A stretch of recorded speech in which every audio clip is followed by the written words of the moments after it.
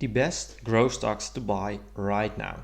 Most companies reported their earnings most recently and some of them went up big time, but of course some of them went down. Next to that, there are a lot of things happening in the world right now that could have a big impact on the performance of specific stocks. Short-term things, but also long-term things. One of the things is that AI and chatbot GPT are hot right now. So what does this mean for companies like Google and Microsoft? Next to that, the world is opening more and more, so people are able to travel again. Companies like Expedia and Airbnb are exploding right now. And in this video I'm going to talk about, in my opinion, the best growth stocks to buy right now. I'm very excited to see what you guys think about these stocks, so please let me know your thoughts in the comments. My name is Thomas and this is Thomas Invest. I'm an investor looking for great stocks at great prices. First two stocks on this list are Microsoft and Google. Both stocks are performing similar to the S&P 500 year to date, which is pretty okay for these big tech companies, especially after the earnings they presented. However, Google was up 20% year to date, which is 3 times the amount of the S&P 500 and Microsoft. But then their AI chatbot Bard made a mistake. By giving a wrong answer at the first ever demo of Bard, the stock went down almost 12%, which is of course quite a lot. I expect these things to happen more often in the beginning stage of AI chatbotting. And to be honest, it feels a bit like an overreaction. However, a drop like this could be a great way to lower your cost average or to enter at lower prices. I expect that in the coming months a lot of new things will be discovered about AI chatbot, and both Microsoft and Alphabet, the parent company of Google, will benefit a lot from it. Not only by increasing demand but also as a revenue stream. Right now we are in the developing stage in my opinion. Errors occur and the product needs to be optimized. But after that we enter the adapting phase. More and more people are going to start using AI chatbots, whether it's professional or just personal use. I expect AI chatbot to be the future. This may take a while, but eventually it will. That's what we see every time with new AI tech. The third stage is in my opinion the most interesting one, the monetizing part. Companies like Microsoft and Google focus on making money out of these products, and eventually they will. This could be a big new revenue stream in the future. Both Alphabet and Microsoft have increased their revenue quite a lot historically. Microsoft has a 5-year compound annual growth rate of 15%, while Alphabet is at 20%. With adding new revenue streams like AI chatbots in the future, they might sustain this growth. But the thing is, for Microsoft you pay a premium right now. PE ratio is at 28.5, so that's one of the issues most people have. The interesting thing is that Alphabet is trading at a PE ratio of only 20, which is not that high for a big growing tech company. Another important metric for me is the return on invested capital. Microsoft is sitting at 22.6%, which is a really good number. Alphabet is sitting at 17%, which is also a really good number. I think AI chatbots will be a huge thing in the coming years or future. However, on the short term, I only expect to see hype and not fundamental changes in revenue.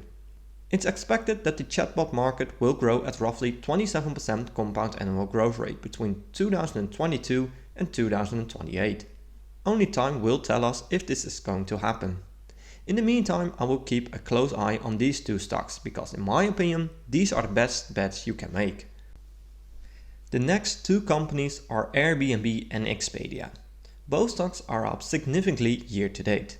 Airbnb is up 55% while Expedia is up 24% year to date. Meanwhile, the S&P is up only 6%. Does this mean we missed the train and these two stocks will only fall down from here? Well, the next few things might change your opinion. During the lockdown periods, revenue went down quite a lot with companies like Airbnb and Expedia. They hit rock bottom for a while. And yes, both companies did burn a lot of cash to survive, and they also issued a lot of debt during these periods, which was needed, so I'm not worried about it at all. But time has changed. With the world opening more and more, people are able to travel again, and tourism industry is growing again at high pace. With the most recent earnings, we still see some mixed results, where Expedia missed on EPS and revenue. However, Airbnb crushed earnings and analysts were optimistic again about the short-term future. The tourism industry is expected to grow at roughly 5% compound annual growth rate in the coming years. But what I think is most interesting to see is the fact that it's expected that 74% of the total revenue will be generated through online sales, and that's where both Expedia and Airbnb come in. If we check the key business metrics in Airbnb earnings report, we see that they grow at roughly 20% year over year. But gross booking value is growing at almost 60% versus 3 years ago. Another interesting thing, guests return to cities and cross-border, stayed longer on Airbnb, and most importantly, active listings are growing with 900,000, which is of course an insane number. And it's pretty much the same story with Expedia.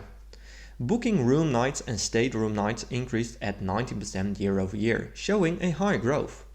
Revenue increased 15%, which is also very nice. But operating income at Expedia decreased 21%, so that's something to keep your eye on.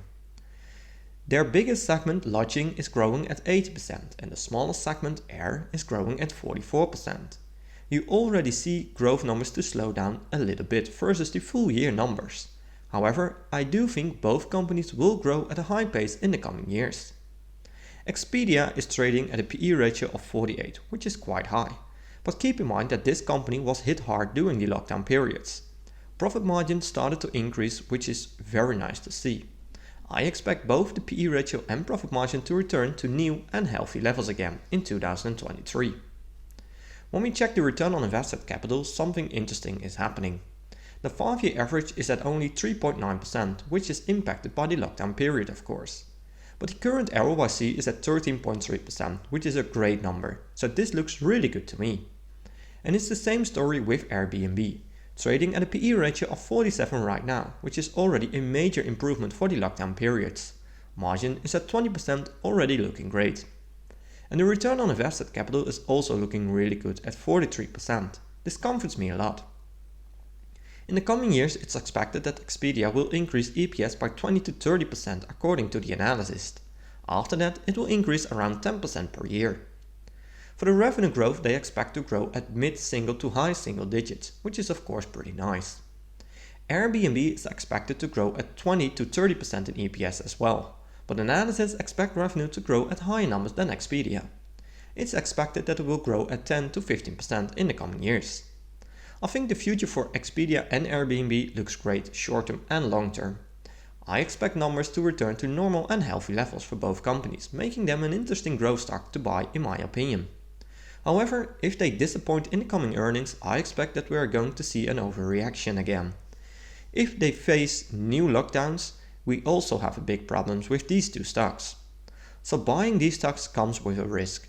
In my opinion, these are two very interesting companies to keep a close eye on, and I think I will do a full analysis very soon.